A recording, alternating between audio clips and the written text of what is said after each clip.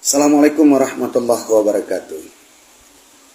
Salam mulialun kesaudara mandum terkhusus Dr. Iksan Biren yang merupakan pendukung fanatik salah sidro orang yang sangat dekat dengan Prabowo, bahkan juga mengenal Anies. Luar biasa dolun Dr. Iksan. Namun ketika pemaparan yang pernah lundinga langsung, lungkalan langsung, seakan kamu pendukung Aniesnya adalah orang yang dipubangai. Oke, hana masalah. Yang hak demokrasi drone mungkin untuk menganggap kamu dari perspektif drone.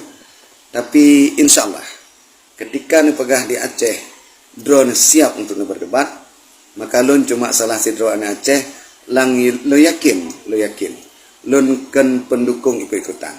Lun dan partai lun tentu mencok sikap dengan segala pertimbangan.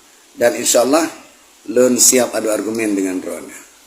Andaikan drone betul-betul yang tantangnya bukan cuma sekedar isapan jempol belaka, undang lun mbak pemal drone atau hadir saja lun. Silakan syara-syara lun yang mungkin terhubung Dr. Iksan, tantangan goknya untuk berdiskusi, kalau terima dan lun siap berdiskusi. Andai kata goknya mampu patahkan argumen lun, silakan. Lun siap lo ikut lagi keinginan drone Dr. Iksan. Segerti Dr. Iksan, lun preh waten undang atau silahkan ikut saja lun. Lun siap berdiskusi. Tenteji by fakta dan by data. Assalamualaikum.